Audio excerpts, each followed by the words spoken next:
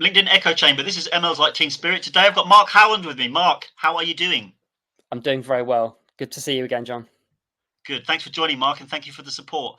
Mark, I'm building a world map of my guests. Where are you calling in from today, please? I'm calling from St Albans, just north of London. We've had no guests from St Albans, so I can get a new pin there. I was hoping you were going to say, Sweden, and that you're in a sauna right now, and that I would get, an extra country on my list. So I don't get an extra country, but I haven't had St Albans, so I Yeah, will add it.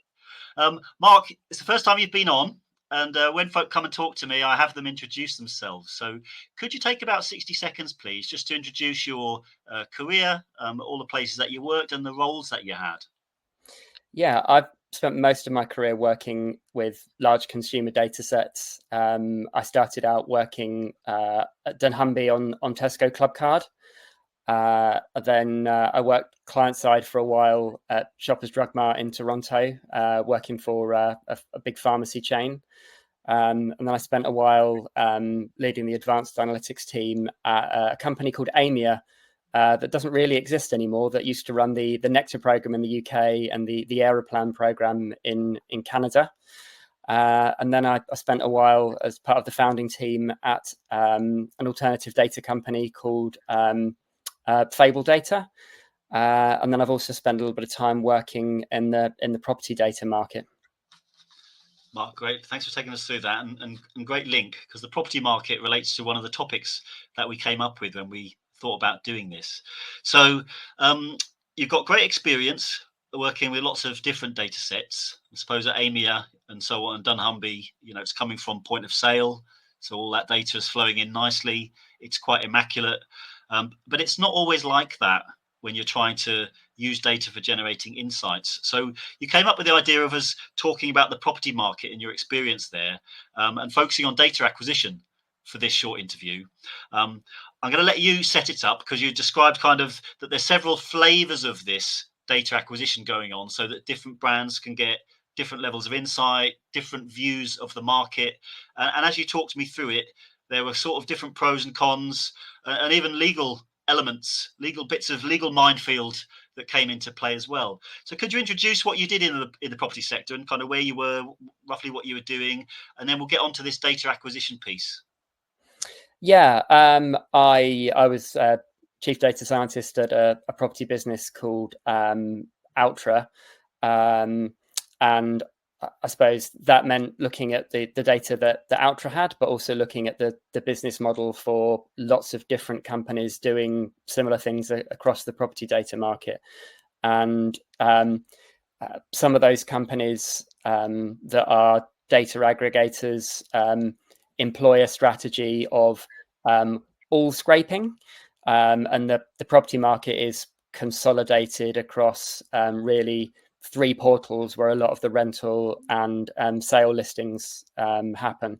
So these property portals have terms and conditions around what you can and can't do, and generally speaking, those are you can't be scraping our sites. It's a breach of the user agreement for you to do that. Now, those things are sometimes enforced by the websites and the apps. Sometimes they're not, for different reasons. I think by allowing sort of open access, then it allows other companies to do things that may bring traffic to the site.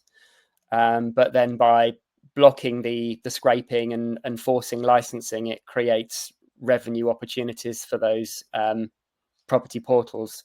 So it can be a bit of a cat and mouse game, depending upon whether the site owners want to allow scraping or not, and how difficult they make that, and whether they want to drive some revenue by forcing licensing rather than allowing scraping to happen. So there's a broad range of business models around the data aggregators in the property market, all the way from solely scraping to combinations of scraping and licensing to solely licensing, and they come with their pros and cons around stability and cost and reliability.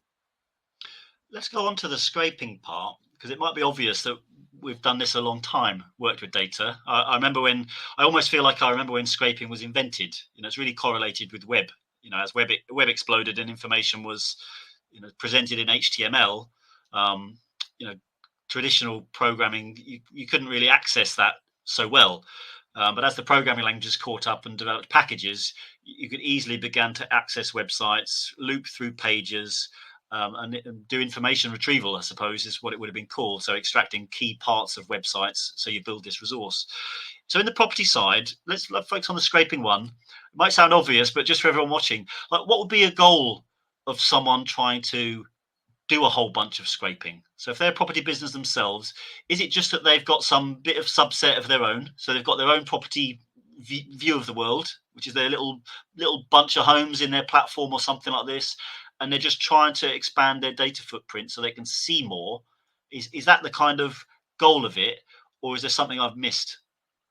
Yeah, there are quite a few different use cases. Some of those are insurance use cases where an insurance company would want to know if a house has a certain number of bedrooms or a thatched roof, or if it's got double glazing, to get an idea for the value of the property and the insurance risk. And then there are other use cases that might be more focused on estate agents that would want to know, is there a change in the listing price of a house?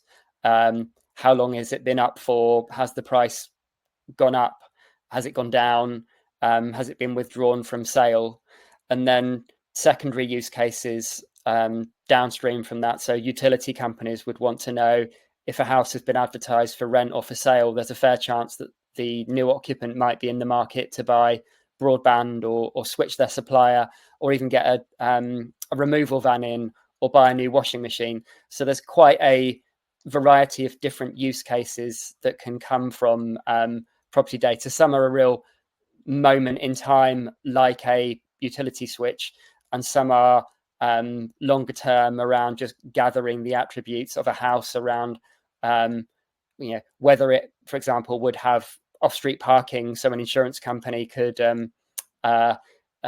sniff out someone's insurance application, whether they say they park their car off the road or not, whether they are telling a tall story or not. Okay, so we've got the picture of why does scraping exist, how do you do it?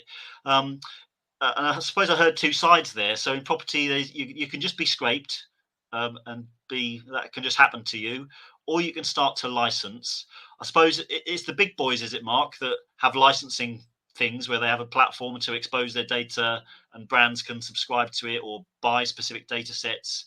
Is that the right? So if I thought of Zoopla, for example, can I just pay X thousand a year and sort of plug into their data sets, or is it more surprising than that?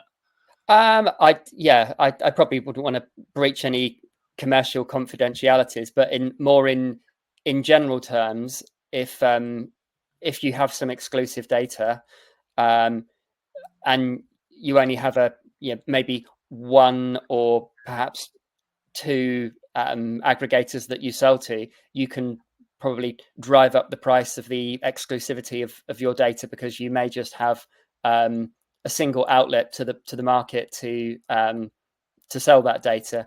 Whereas if you were to sell it to perhaps more than one downstream vendor, then those vendors can compete with each other, and it might be a race to the bottom on pricing. So I think that, irrespective of whether it was financial data or property data or banking data, the idea of giving an element of exclusivity to your downstream vendor can maintain some price certainty, and it can also potentially help that the data supplier and the data vendor when talking about procurement, and whether that data has been acquired legally with the I suppose the procurement team and the legal team at potentially the insurance company that you're looking to sell to, when they're looking to do some due diligence on how you've acquired that data, whether you've come by it through I suppose a grey route or a legitimate route. Mark, spoken like a man with over 10 years experience in data commercialization, all of that. So thank you for that. Let's zoom in on the last part then. So I've got that there's the scraping side, there's sort of licensing as your options for acquisition. We focused on property, but really many people are confronted with, I'm trying to generate some insight or build my proposition, do whatever I'm doing, faced with these two options. You spoke to me before we started, and you had kind of quite good descriptions of the pros and cons of each. Really, each of them have, everyone has to make their own decision as to where they're acquiring their data from. But I'm hoping you're going to use this last 2 minutes or so just to sort of spell out, on the scraping side, what the good parts to that, what are the bad, and the same again on the licensing side, so that people have a full view of those pros and cons from a man who's done this for a long time. Could you take us through that? Yeah. Part of this really comes down to the, I suppose, the maturity of the competitor set or the data set or the data product that you're looking to build, and whether you're perhaps a small agile company with a higher attitude to risk, or you're perhaps a bigger company that has a less appetite for risk. But if you need to really do something in a hurry and build perhaps a minimum viable product, or just really sketch out your data model, it can be more attractive to think about doing some initial scraping. If you can accept that you may have a few gaps, your quality may not be as good as it could be, then scraping can be attractive. It can also potentially depending upon the size of the websites you're looking to scrape and how often you're looking to scrape, it can be more cost effective if it's something that moves fairly slowly, like a reference data set. If you were looking to get a feel for the merchants that might be operating through affiliate marketing platforms, those things are fairly slow moving. A scrape of that once a month will probably tell you who's running what discount on Quidco or Top Cashback. But if you're looking to scrape really high volume, fast moving data sets, like all of the inventory and discounts and the product hierarchy on a big clothing website, that's something that would change pretty often. And it might be quite risky for you to scrape unless you've got an agreement with those types of retailers to run the scrapes. So you might be running a legal risk doing the scrape that way. And also you've got not necessarily any guarantee of data quality. The app could, or the website could, change its format tomorrow. So if the structure changes or the data changes, then you can be in trouble. So there's pros and cons to the scraping. Licensing gives you some guarantee of reliability. If you're paying some money, then you can establish an SLA or a data contract. But then, you will start to incur some costs if you're looking to license. The retailer or the website that's providing you that data will either want a license fee or a revenue share.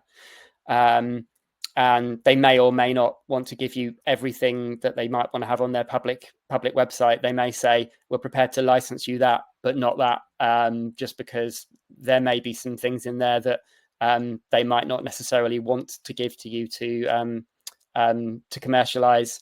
And if you're taking I suppose a back end feed rather than a front end feed, you may be reliant on some batch processes that might not update as fast as you might like system. Good, Mark. Thanks for taking us through all that. Hey, good news and bad news, Mark. Good news is you've survived your first interview with me, so thank you for that. Bad news is we're butting up against time, though. So thanks for taking us through it. What I took from this, then, it sounded like if you're in MVP mode, you need to demonstrate an idea or something like this. Scraping could be the way to go, just to generate an initial data set to practice, talk about with the business. But when it comes to something that's maybe needs to be more industrial strength or production application or something like this, or even just regular deep analytics or something like that, maybe the licensing could be the way to go. That's how I'm thinking of it. I think the answer is it depends. There you go, ladies and gents. It depends. Mark, thanks for joining us, ladies and gents. This has been ML's Like Team Spirit.